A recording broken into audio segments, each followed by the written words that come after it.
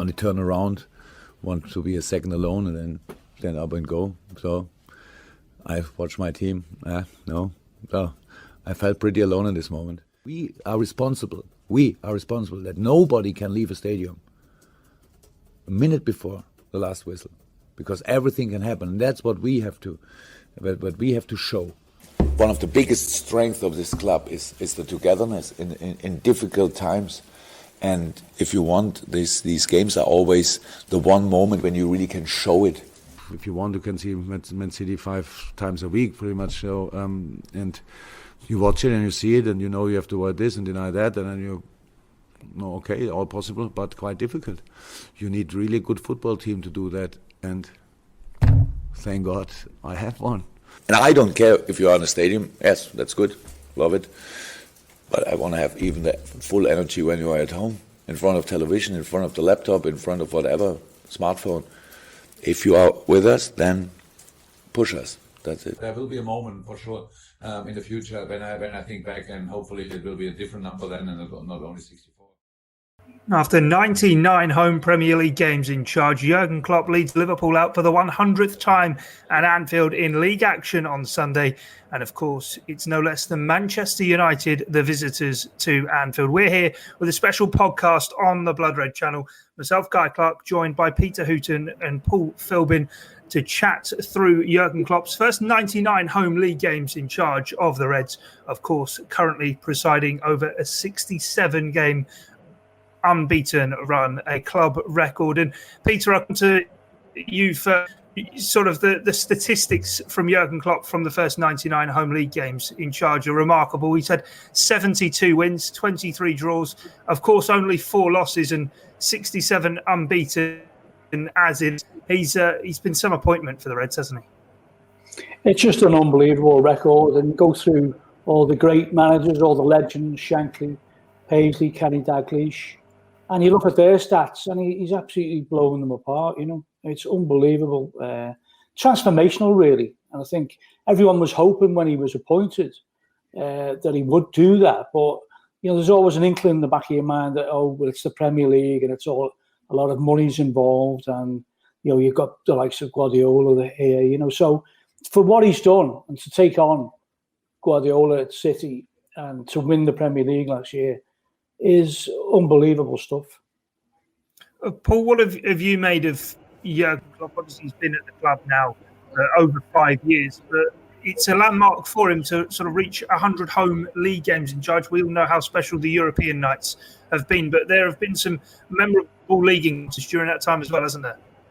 Oh, absolutely. I think since he's come in, the whole club has transformed, and the fans, the mentality of the fan base has changed. Like before Klopp was in, you'd be going to games, and there'd be games where the atmosphere would be a bit dull. But now you go to games and there's this belief and even an arrogance amongst the supporters that no matter what, we're going to get over the line, really. And you can feel it in the atmospheres in games. That like Burnley at home is all of a sudden a half decent atmosphere rather than it feeling like it's a 12:30 kickoff and everybody's still in bed. It has completely changed, and from my experience going to the game, like obviously it's not as long as Peter's, but it's the best time I've had in terms of watching the side as well. Like the togetherness in the club, like between the fans and the players and Klopp himself, is like nothing that I've ever experienced before. It's great. Has that, Peter, maybe been sort of one of the most crucial parts as to how sort of Jurgen Klopp has linked and I suppose reawoken the fan base to be that 12th man, that cliche, but sort of really he does sort of seem to have re-energised the COP and the fan base, and obviously the comparisons with Shankly that are so often drawn. Yeah, I mean, I think the fan base generally was psychologically damaged probably by the Hicks and Gillett years. I think it can be, you can't overestimate that really. It's 10 years, I think, last week when Roy Hodgson left the club, you know. We were damaged in that period, and there was a lot of disillusioned fans around. There was a lot of fighting between the fans, arguing between the fans in terms of what the direction is. And then we had, you know, obviously we had Kenny Dalglish and then Rodgers come, but Klopp was, you know, for me when he came, it was year zero, really. It was the dawning of a new age. And I think the very fact that what he did against West Brom when he brought the players after getting a draw, I think most people on the Kop who understand the psychology of Liverpool Football Club knew what he was doing. Obviously, a lot of opposing fans, a lot of people in the media were mocking that. But I think we knew what he was doing. It was about a collective spirit. And he was saying to the fans, look, you've got to be part of this. It's your job. And that's what Shankly always used to say. And it's the psychology of Klopp that brought that on board, And I think when you look at it, and people were saying, remember the walkout on 77, which was, I think, February 2016. Klopp had a mysterious illness that day. No one really knows why he wasn't there, but he wasn't there. And it was almost like he didn't want to be quoted. I'm not sure why he wasn't there, you'll have to wait till his autobiography probably. But I get the impression that he didn't want to be saying anything that could be misconstrued against the fans because of what he'd said in the past about everyone being together. And he wanted, after the Palace game, and he said he felt all alone, we were all agreeing with him. We were all agreeing with him on the Kop, because a lot of people, because of the disillusioned fan base, people became very cynical. And they were thinking, everything's going to go wrong. And it was a famous quote, wasn't he? He said, I'm going to turn people into believers. And that's what he did fairly quickly. The very fact that we got to a cup final in his first year, and then he continued that. You could see the improvements, the progression was there. So everyone eventually got on board, It took a while. It wasn't overnight. And we kept on saying on Alley Rouge podcasts that, it's important that the fans do get behind the team, even if we're going through a bad patch. Yeah, no, definitely. And that's something I wanted to sort of bring you in on, Paul, as well, as the relationship between Jurgen Klopp and whether it be the Kop or whether it be just Anfield as a whole. It's obviously he's a godlike sort of human being now for the Liverpool fan base, but he's had to sort of, I suppose, like Peter's saying, that occasionally tell a few home truths of we need everyone together, we need to be all in this together to get to where we want to get to. It's not all been plain sailing, yet now he's obviously created this fortress. Oh, absolutely. And a big part of it, like being on the Kop, you don't get to see it as much, but I know lads who sit in the main stand, and the amount of times they say that Klopp's turned down to the main stand and had a go at him for either being nervous or kicking off about something, like calm down and stuff. That's all part of it as well, because he doesn't want an anxiety or an edge in the crowd. He wants everyone together singing off the same hymn sheet, as the cliche goes, and like a force that comes together that gets Liverpool over the line no matter what. It's funny that Peter mentioned the two games there as well, Crystal Palace and Sunderland. I can remember the Palace game and saying down to me, like at the end, look how empty it is. It was amazing. Not in a good way, but it was like you looked and went, wow.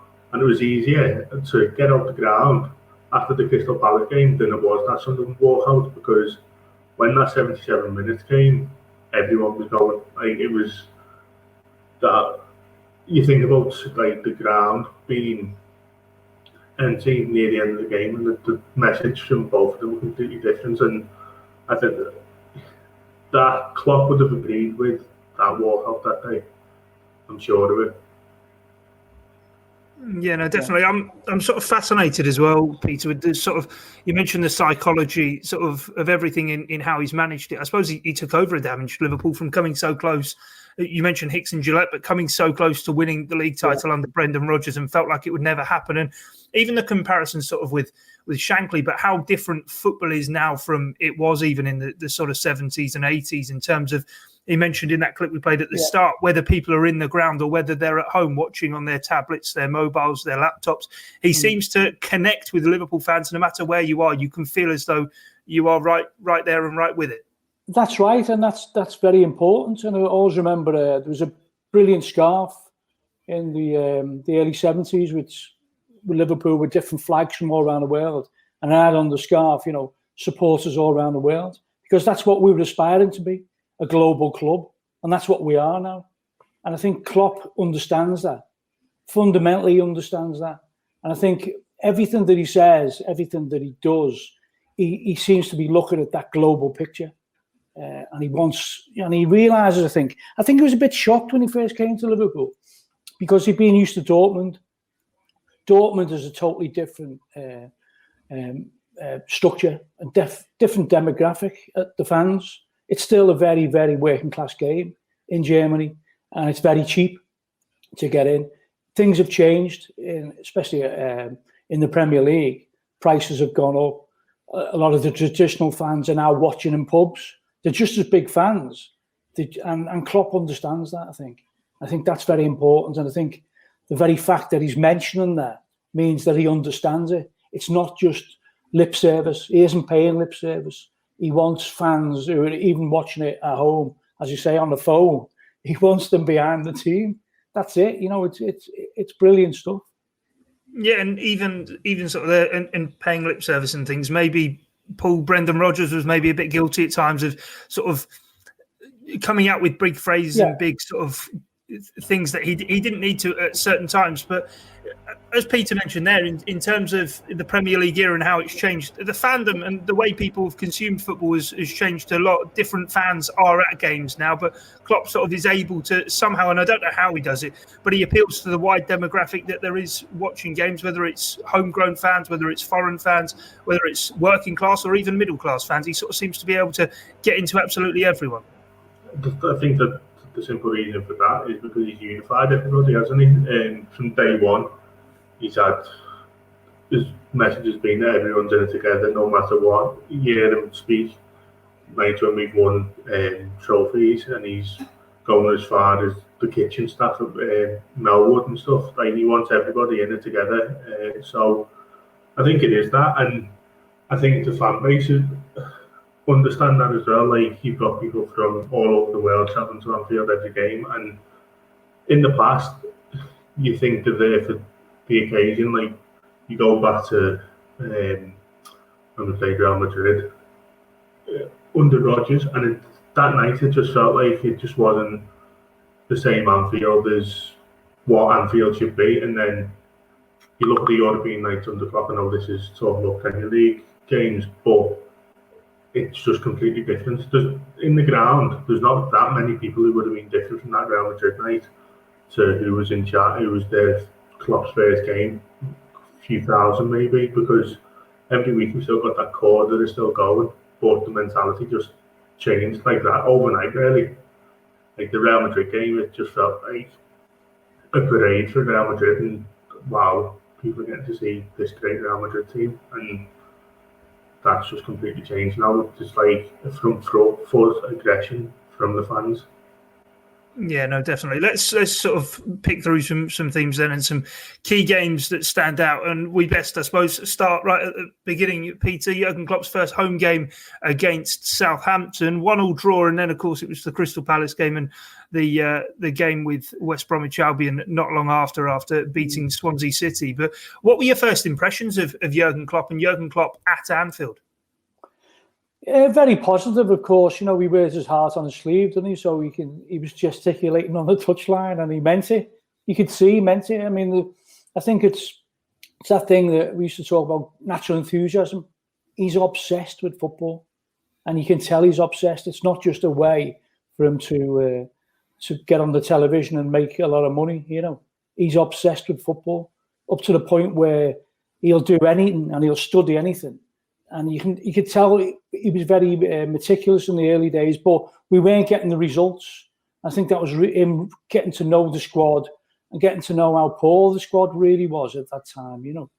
And it wasn't, I think, in that first season, I think we demolished City away, didn't we? I think it was that first season. And then everyone at the Etihad was going, this is what we thought would happen immediately under Klopp. It took a few months, I think, but we could see the signs there that when everything clicked, it really went into that heavy metal football that he used to talk about, you know. Yeah, Paul. It was only sort of, I think, 2 wins maybe in the first 8 games or so at Anfield for Jurgen Klopp, and even sort of like the 3-3 with Arsenal in the January, it did sort of feel as though it was that heavy metal football and things were thrashing around all over the place. And really, I suppose Jurgen Klopp just throwing different players out there, seeing what they could all do and getting a chance to assess his squad. But it was clear to sort of see the energy with which he wanted to take Liverpool on the pitch.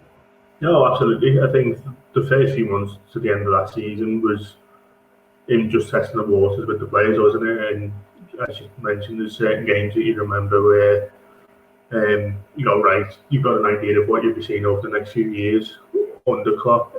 But strange enough, the game that I remember when I went, oh, this could, like, you get a feel of the real deal here under Klopp is, strangely, Man United in the Europa League when we beat them 2-0. Like, that night, it just felt like, I know it was the European night, but the domestic rivalry, and that gave me, I came out the ground that night, and that felt like you got an idea of where Liverpool going together on the pitch and off the pitch with how the fans reacted tonight. Of course, when you play Man United, everyone's going to be up for it, but that night just felt so different compared to other games in previous years, and so soon after what we were watching come to the end of Rodgers' time at Liverpool, it was that game in particular was the biggest moment for me from that first period of Klopp at Liverpool, because it was against your not local rivals, but your rivals from 37 miles away or whatever, and it just felt, yeah, here we go. We've got an idea of what's happening here now. And I suppose one of the big things, Peter, is this long unbeaten home run, and it didn't sort of take long into that, even that first full season. I think wins over sort of reigning champions Leicester City, Hull City, and Watford. There was plenty of goals being scored at Anfield, and maybe the early sort of signs that Liverpool were looking to sort of turn Anfield back into a fortress where teams would arrive and be scared, because it sort of seemed at the back end of the Rodgers sort of spell in charge of Liverpool that it was no longer sort of somewhere to be feared going, and teams were coming to Liverpool and quite enjoying playing at Anfield. Yeah, I think that had been happening over the years, though, really. I think it hadn't been a fortress for many years, really. I think the fact that he's turned it into a fortress again is remarkable, because everyone knows that any Premier League team can beat any other Premier League team on the day. So to go this length without on an unbeaten run is, you can't really describe that, because going back to the Paisley and Dalglish days, you could expect that because of Liverpool's dominance. Now you've got the likes of City. And so you don't expect that, but for him to be able to do that, he's worked wonders, and I think he has turned it into a fortress. And now it becomes, I know people saying now, even though we weren't playing well for a few weeks, people saying, I hope we don't lose our unbeaten run at Anfield, because it becomes, the further it goes, the greater achievement it is. Yeah, we'll get on to whether we think they can maybe surpass Chelsea's Premier League record. But Philbo, just sort of on some of the key sort of standout moments, of course, haven't now lost in the league at Anfield since April 2017. But how big was that 4-3 win over Manchester City in January 2018, do you think, of just sort of putting a flag in the ground almost as to say to Manchester City, you've come here. Obviously, City don't have a good record at Anfield, but you've come here, we've seen you off, and we really are now sort of up for the fight and playing you even at your own game, taking you sort of blow for blow, and obviously sort of blew Manchester City away in that game before they got a few late goals. Yeah, it's been a bit of a thing with Klopp against City and Anfield, hasn't it? We have blown away, not just once or twice. It seems to be nearly every season, barring the other year. But it was a strange game because Van Dijk had just signed, but he was out injured or something, wasn't he? And so everyone, for some reason, was, well, an obvious reason, was a bit concerned about it, because Van Dijk weren't playing that early, and we just blew them away. So emphatically, but then there was that bit of the scare near the end where they scored 2 quick goals, and then we were hanging on a bit for injury time, and that was kind of really the last time we saw that so-called rock and roll football, where it was like all guns blazing, it could end any score, because after that, those kind of results kind of disappeared until, well, after Liverpool won the title, and you start getting 5-3s against Chelsea and other things like that, because it became a maturity. After that, it started with Van Dijk, and then obviously Alisson, Fabinho and other players were brought in to kind of move away from that, because even though it's entertaining to watch, I think everybody knew if you're going to go blow for blow with teams and have to win 4-3 every week, you're not going to win things with like that, are you? You need to a strong spine to win games 1-2-0. I think that was a sign for City that Liverpool were the real deal, and improvements were going to come in the end, which they did in no time, really. Yeah, and I suppose with all of that and sort of the atmosphere within Anfield, Peter, is just sort of how Liverpool are now sort of taken again to City and shown what they could do. The following season, of course, came so close to winning the title. But always two games that always stick in my mind were the games towards the back end of that 2018-19 season. The 2-1 win over Tottenham and the 2-0 win over Chelsea, and just sort of how Jurgen Klopp, I suppose, in my opinion, I wasn't at the ground, but sort of just watching and sensing the atmosphere at the ground, was how he sort of helped manage the crowd through it. Liverpool had this long wait for a Premier League title, and there was nervousness in the ground. Yet after scoring those goals, everything sort of seemed to be fine. But how Jurgen Klopp didn't let that sort of emotion and nervousness, anxiety almost, transfer onto the field and onto the players. That's right, yeah. I think it's important, if you go back to, you're talking about the City game, in that season, it felt like we had to score 4 to win a game, that we might concede 2 or 3 and put ourselves under pressure. By the time the games you're talking about there, Tottenham and Chelsea, we felt as if, we could win 2-0 and we wouldn't have to get 4 goals to beat them, you've got to look back at the players he had in 2018. I think Karius was in goal for that City game. And you had Lovren and Matip as the central defenders. And, by the time we looked like genuine challengers, you had the dominant figure of Van Dijk and Alisson in goal. And that transformed the whole setup. It didn't look like we had to score, 3 or 4 goals to win a game, And I think that's what Klopp was trying to convey to the crowd. This is not like it was. I think there was an element of that. He was trying to calm people down, because we'd had this mindset that you've got to score all these goals, because in the past we'd had goalkeepers who mightn't have been up to our standards, And that, I think by then we were genuine contenders. And I think obviously City pipped us to it in that season, but you could see Guardiola was nearly having a nervous breakdown. If you watched the documentary on him, that's exactly what he was doing. And then the following season, he'd been broken really by Klopp, by the unmovable force of Jurgen Klopp. It was like he didn't know what to do, Guardiola. He didn't know how to handle it.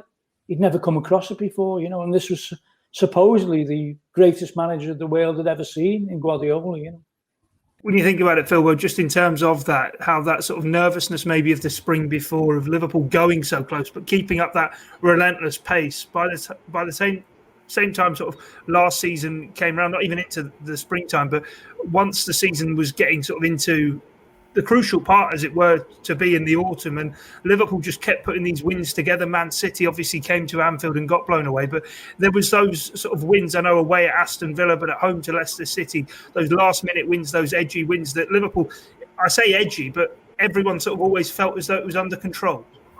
Yeah, it was. From the first minute of last season, though, I think everybody knew that we could run that race again because of how good we'd been the previous season. We were European champions, so there was kind of a more relaxed feeling amongst the supporters, because we'd finally won a trophy that we went far too long without. And yeah, it was early on the season, there was still that nervousness because City started well, we'd started well as well, and then as the months went on, everybody started getting calm until it was so close. Like I remember when we played Southampton in the start of February, there was a bit of an edge early on to that game. I think Southampton might have went 1-0 up. So as it got closer, there was that nervousness again, and you kind of understand that really because of so many close calls in recent times. You just want to get that over the line. But the period from November through to then, it was an absolute doddle. Everybody was enjoying going to the match. Nobody was really bothered about other results elsewhere because Liverpool were completely in control, and obviously that's not the case this season so far. So I don't know how fans would be dealing with it right now if we were all inside the ground. No, definitely. But I suppose we've sort of had 10 months now of no supporters in the ground, Peter, and maybe beginning to sort of see signs of just actually the impact Jurgen Klopp had on Anfield and the home crowd, and then transferably how that impacts and helps the team. Having come in and sort of saying I felt all alone and then energising the crowd and getting them on side.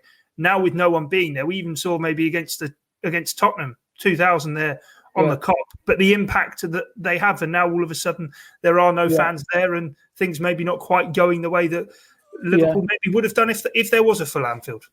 I was able to get to the Tottenham game. I was successful on the ballot, and I think it was the Wolves game before that, was it? Yeah. And it was significant that we played brilliant in both of those games. You know, absolutely fantastic. And I think that's because there was a crowd there making a bit of a noise. So immediately the players feel different, and it's a shame that fans can't be in the ground against Manchester United. But obviously with the public health reasons, we understand that. But I think it must be a very strange thing for players who've been used to these deafening noises over the years to play in empty stadia, and it reminds me of maybe the under-23s or whatever. The feeling of this is a pre-season friendly. It's got that feeling to it, hasn't it? They're not getting the crowd noises in the stadium, are they? They're just getting the silence and hearing the shouts, So it is a great shame, but I think hopefully, if the public health situation improves and we can get fans back in the ground, I think it'll be really significant, because I think you could see that against Wolves and Tottenham, that really lifted the players. I'm sure it did. Yeah, Phil, well, on that point, I suppose the fans obviously crucially missing going to games, but when sort of Project Restart first kicked off, you're seeing the players on social media sort of sharing pictures of the banners and things on the Kop saying, oh, we wish you were here and stuff. But I suppose it's not only until time goes on, you've had the fans return in a small number and then go again, that actually you really do feel just sort of what's quite set in with no supporters being there. At the end of the day, it's the players' job to play football, and I don't want to compare ourselves to footballers, but working from home is just the same. You don't have that buzz of sitting next to your colleague and being able to talk to somebody. It's the same thing. So if you're going to work basically, and it's not how it should be and how you should like, it's hard. I think personally it's harder to get up for. I think the players will be feeling that. It's hard on the fans as well and the players, because this group of players deserve a thank you really from every single one of us for what they've done over the past few years, and then obviously winning the title in the summer. So yeah, it's hard, but it is what it is at the minute, and sadly it's the right thing to be doing right now because of what's going on in the world, and hopefully in time these players will get what they deserve from us, and Klopp, because he deserves a massive thank you as well from a full Anfield, really. Yeah, no, definitely. Completely echo your thoughts there, that they really do deserve that adulation. Let's talk then about the unbeaten run in the game against Manchester United that will be Klopp's centenary in the league at Anfield. And Peter, sort of looking at Premier League records, Liverpool currently 67 games unbeaten in the Premier League. The record was, of course, set and ended famously by Liverpool. Chelsea's 86 games, unbeaten record at Stamford Bridge. Do you think there's a chance this Liverpool side can look to that? Is it too sort of still 20 games or so away from it? Is it too early to be looking at that? Or I think it's too early, especially with the injuries we've got. I think it's been a tremendous run. 67 games, unbelievable. But it's probably a bit too early to look at that Chelsea record. If we had our full side, I'd have no doubts about it. But obviously, we're having to play players in different positions, aren't we, to cope with the injury list. So I think it is a bit too early. But even if it was ended, it's not going to be ended by Man United, by the way. That's my prediction. But even if it was ended by an unlikely team, I think Liverpool are always up for those big games, but they struggle against the teams who you're not expecting much from. If it was to end, it's just been a fantastic run, and you can't. What more do you want? It's 67 games unbeaten at home. It's 3 seasons, isn't it? Really? Was it 4? Yeah.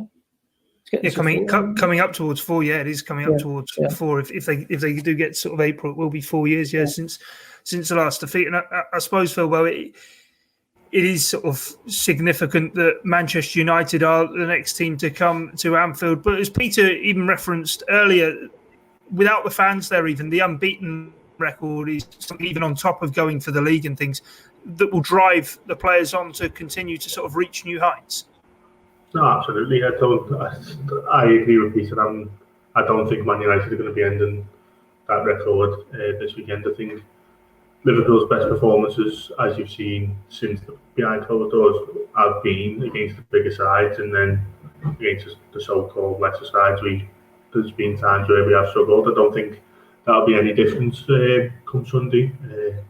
To be honest, it's probably the best game to come around for Liverpool at the minute, considering how we've been playing and the injuries. I think everybody will just have that extra 10% in them, so that should be able to get it over the line. And I do fancy a Sunday really. Yeah, the form has, Peter, been a bit shaky recently, but I suppose this is, in many ways, the game that you would have cherry-picked as sort of Philbo said, the big performances even this season. The likes of Leicester and Arsenal have just been absolutely flattened when they've come to Anfield. Yeah, I think you've also got to realise that some of the players, Mane and Salah, both getting over COVID, aren't they? Really, I'm sure that's affected them somehow. Manchester United at home is the perfect game to bounce back. It is, I did an interview with United We Stand last week. They can't believe that's the main Man United fans. They can't believe they're in this position. Neither can we. When you look at the performances, and you look at the way Man United have, Fernandes has transformed them. There's no doubt about that. But I think Klopp versus Ole Gunnar Solskjaer. I don't think I can see there being a match between Guardiola and Klopp, but I think Klopp will have things worked out for Sunday. I think he really will. Some brilliant players United have got, but they just don't seem to function as a team. We've seen that in Europe in the past, and you see Ole Gunnar Solskjaer looking a bit surprised about what's going on the pitch, But obviously with those players, because they are world-class players like Pogba and Rashford, they can harm you. So it just depends on if Liverpool are for it on the day. I can only see one winner, and as I say, the United fans just can't believe they're in that position, Same as the Everton fans, probably. Yeah, definitely. Philbo, then, before we go, just a word on even the game last season at Anfield between Liverpool and Manchester United. Was that the moment? Obviously, we didn't know what was to come in terms of fans not being allowed in grounds, but that 2-0 win, the Salah moment right at the end, that felt to be the moment that everyone believed that the wait was going to end and the title was going to be heading back to Anfield. It breaks my heart to say that I was in work that day because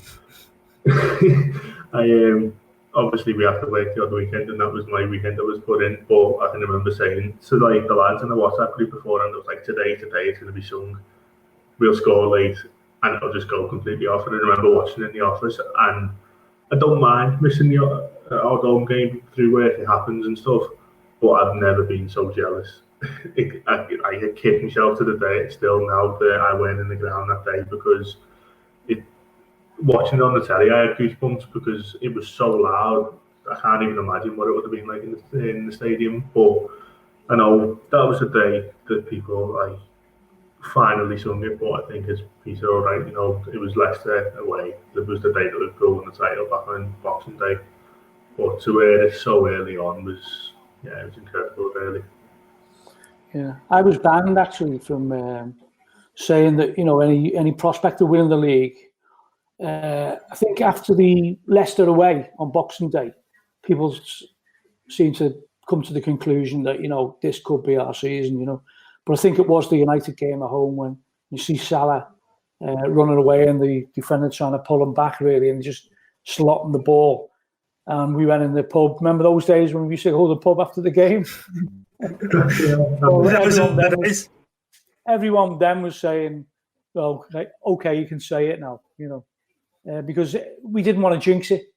I think that was the dawning realization then that, this is a special team, Yeah, no, Manchester United haven't lost an away Premier League game since then. So about time that they rock up at Anfield and that record is set straight. We'll have to see how things do play out. But Peter and Paul, thanks for joining us for this special here on the Blood Red channel as we look back on Jurgen Klopp's 99 home Premier League games in charge so far. The 100th, of course, seeing Manchester United come to Anfield. Well, before we go here on this special Blood Red podcast, looking back at Jurgen Klopp's first 100 league games in charge at Liverpool, I'm glad to say that we've a man who had a front row seat. Is that right, Kristian? A front row seat to Jurgen Klopp's unveiling and obviously all of the magic that has since come with him being Liverpool manager. I was about 3 rows back, I think, Guy. I was in between, a rose in between 2 fawns. I was in between former Liverpool Echo Sports editor John Thompson and our former and much beloved Andy Kelly. So yeah, that's where my vantage point was for the first day at Anfield with Jurgen Klopp. What were your first impressions, even sort of the press conference and then the first home game, of course, against Southampton as well? What was the feel at the time around the club of, I suppose, the coup that Liverpool have managed to bring this guy off of a sabbatical early and obviously the pedigree with which he came? I think coup is the right word. I think it's easy to forget now because Liverpool are at that level and because Jurgen Klopp has brought them to that level, so they are seen as one. That when Klopp came, it really did feel like Liverpool had somehow pulled off one of the heists of the century by getting one of the best managers of the 21st century. Liverpool the season before had been really disappointing under Brendan Rodgers. They'd started the season very, very averagely. The summer before as well, there had been all the discussions. FSG basically had a bit of a high noon summit about Brendan Rodgers' future, and they decided to keep him. But obviously, one of the reasons that happened was because half of the backroom staff went, but Brendan kept his job. So it felt, for all intents and purposes, that this was what Liverpool were going to stick with for, at the very least, the next 12 months. So 8 games into a season, for Liverpool to sort of realise it simply wasn't working at Liverpool for Brendan Rodgers anymore, and then to go after somebody of the calibre of Klopp. I remember when the news of Rodgers breaking happened, and we were sort of told pretty early that Klopp and Ancelotti were the 2 managers that Liverpool were looking for, and you just thought slightly based on what had gone on, over the course of the previous 5 years. I know there was 13-14, but take that out. Over the course of the previous 5 years, Liverpool were punching above the weight here. So a bit of a whirlwind week where, Klopp obviously is very much becomes the number 1 man for the job. He flies into Liverpool, he signs the contract, it gets announced, he does his LFC TV interview on I think it was the Friday morning. And then all of a sudden you're there in the main stand. It wasn't the press room at the time because the main stand was getting renovated. I think it was the trophy room. And in walks this man, and this will sound absolutely ridiculous in terms of, and I'm really kind of over the top, but he was so tanned and so he just had this aura about him where he was clearly refreshed. And I think the second he walked through the door, it felt like everything around Liverpool was refreshed as well. He looked so ready for this challenge. He did his press conference, which was obviously pitch perfect. Every note absolutely landed. He obviously came out with the moniker of the normal one, which sold papers, of course, and game page views on websites. But he said so much more about that, about Liverpool and why he joined and that kind of thing.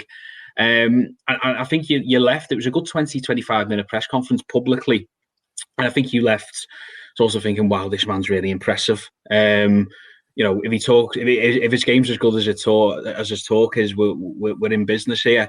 Obviously, I don't want to sort of be negative about Brendan, but sometimes one of the accusations leveled towards him is that his game never really matched his talk. Certainly not apart from the 13-14 season. So it was a little bit of caution, I suppose, of this guy's had a bit of a difficult year at the end of Dortmund. When obviously I think they finished 7th in the end, but they were bottom of Christmas. So a little bit of cautious optimism, but then I was fortunate enough to be in the Sunday breakouts. So we went off to a little side room with him. And first impression there, with not a one-to-one meeting because there were obviously other journalists there, but face-to-face, if you will. Number one, God, he's tall, which is something that people don't think realise. But speaking about Andy Kelly before, he towers over Andy Kelly. He's about 6'4". And secondly, just the calm and the assuredness of what he was saying. And I think one of the big things he did at the start was sow seeds for what we're seeing today, but he never over-promised. He never wanted to sort of say, this will absolutely happen. He was straight away in the first press conference and the first breakout afterwards, making it clear that this is a project. This is something that's going to take a little bit of time. And it's also going to need patience and buy-in from the supporters. So once he got that message out there, first and foremost, it was kind of like, right, okay, we know where we are with Jurgen Klopp. We know this might take a little bit of time, but we know that he's got a plan here to get Liverpool back to the summit.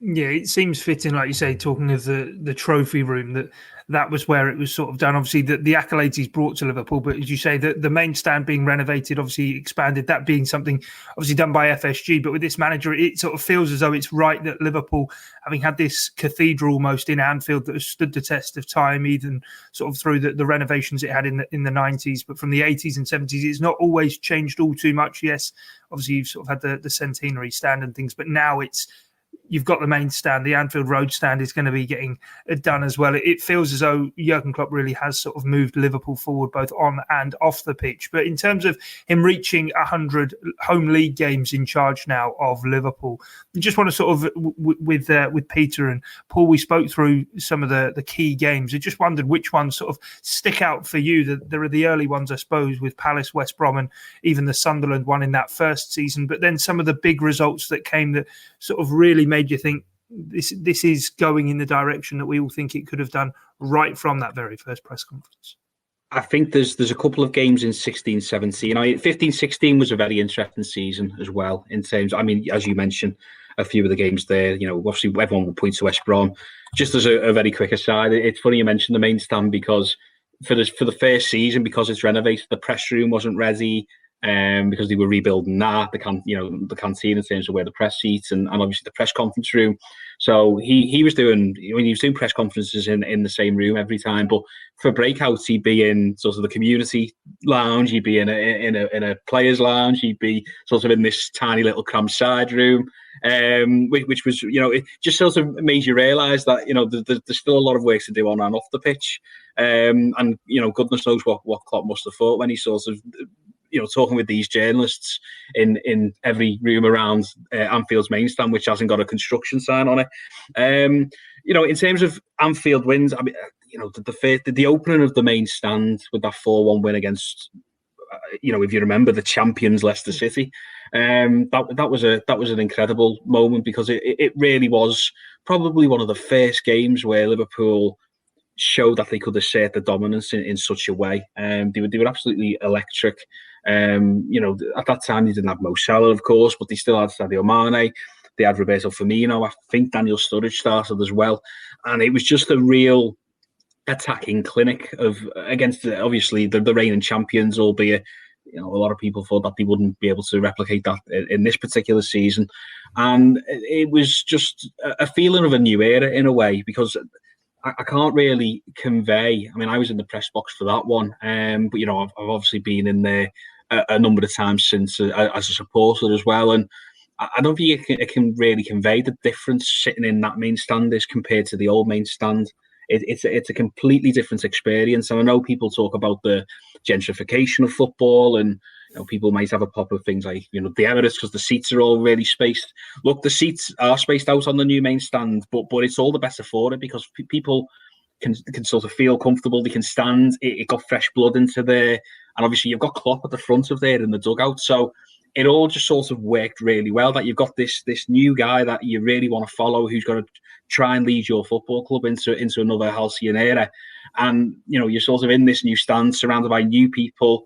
And it just felt really vibrant. You're obviously getting a couple of extra 100,000 in there, so it was. I think Leicester was a big one. I think one of the other ones that's sticking in my mind from that particular season, if we're talking about moments that really hit off, the night against Manchester City was basically a European night. Liverpool win 1-0 with an early goal from Gini Wijnaldum, but this is at a time when Liverpool started a bit of an outside chance of the Premier League title. Chelsea had done a bit of a City, as it's come to be known, or indeed a bit of a Liverpool, if we're looking at last year. And they sort of started to run away with it. But Liverpool beat Man City on New Year's Eve, and it's a tight, tense game. City, I think, are probably one of the best teams in Europe back then, even though obviously they're not necessarily the juggernaut they become in 17-18. But it sort of was the precursor of what was to come between Klopp and Pep. And, as I say, an early Wijnaldum goal, some really good rear guards. I think I actually gave Wijnaldum a 10 that day on my player ratings, which brought a little bit of ire from Ian Doyle. But it was, as I say, the sort of the preview of what will come from Liverpool Man City games. And then finally from that season, I think there's a real Liverpool go off, not off the rails, but they lose a couple of games, and it looks like the top four challenge, certainly the title challenge I mentioned before, has got off course.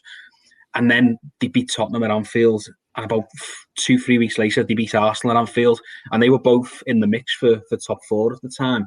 And those were games where very similar to what we see nowadays.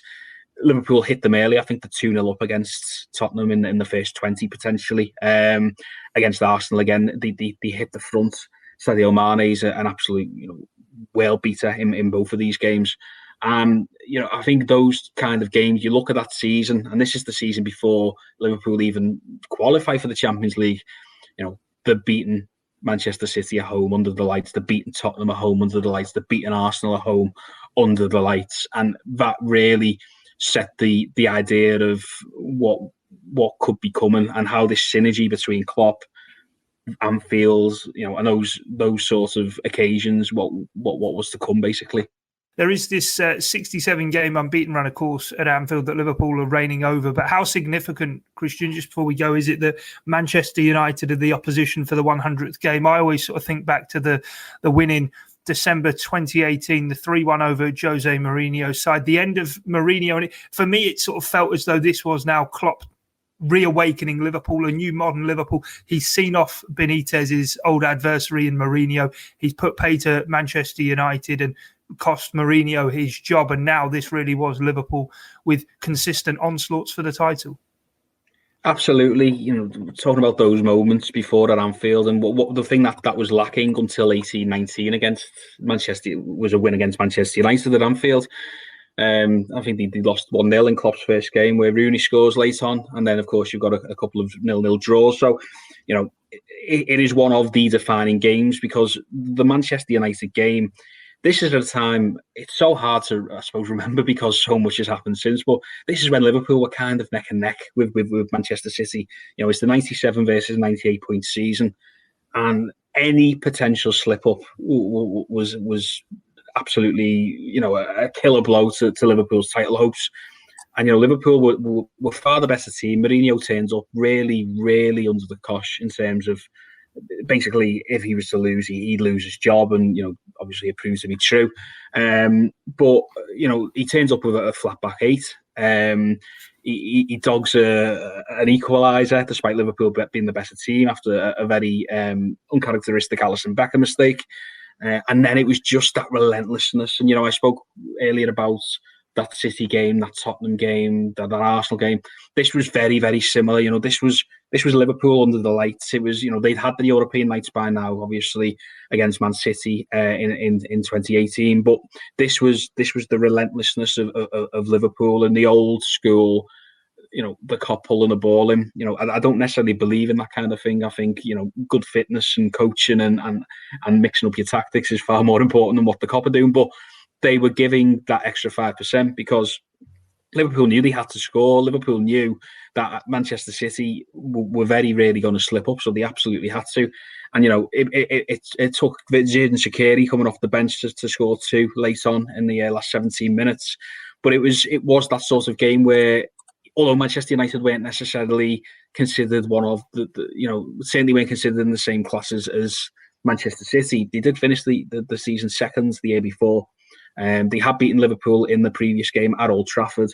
And this was a flag in the ground, if you will, from Liverpool and from Jurgen Klopp to say, this is what our team is about. We either will blow you away with some fantastic football to begin with, or if we don't, and if this becomes a grind, this football team is more than capable, and is probably more capable than any other team on the planet, of grinding out, wearing people down, and making sure that we get the 3 points. And what you see there, you know, 2 goals late in the last 17 minutes, we see it over and over again, don't we? Going, you know, not necessarily at Anfield, but of course the season after, we see so many late comebacks and big wins. So, you know, that Manchester United game, it was a fantastic occasion in the 90 on its own. But again, similar to the games I mentioned before, it was a precursor to what was coming, because it showed that Liverpool could solve problems. Liverpool could play against deep-lying defences. Liverpool could essentially be so relentless that something would have to give eventually. And, you know, ultimately it did against Manchester United. It wasn't to be the season of 18-19 in terms of the league. But of course, 19-20, as you mentioned there, in terms of the long unbeaten run, I think 18 wins and 1 draw, and that draw coming against Burnley in a behind closed doors scenario with the league already won. You know, that's one of Klopp's, and indeed one of the Premier League's most astonishing achievements in a season. So I think that is sort of the headline, if you will, of what Klopp's achieved. The fact that you can go 19 games and not win only one of them is a testament to him and the mentality and the ability of the squad he's put together. Yeah, certainly. Well, we will be gripped on Sunday, watching on as Jurgen Klopp leads Liverpool out for the 100th time in the Premier League at Anfield. But Kristian, thanks a lot for your time and sharing your memories as we round up here on this special edition of the Blood Red podcast, looking ahead to Jurgen Klopp's Anfield centenary. Remember, you can leave us a comment in the comments section if you are listening in on YouTube, or if you're listening in on any of our regular podcasts. Do leave us a rating and review. That is always more than appreciated. But thanks for your time and your company here on Blood Red. It's bye for now.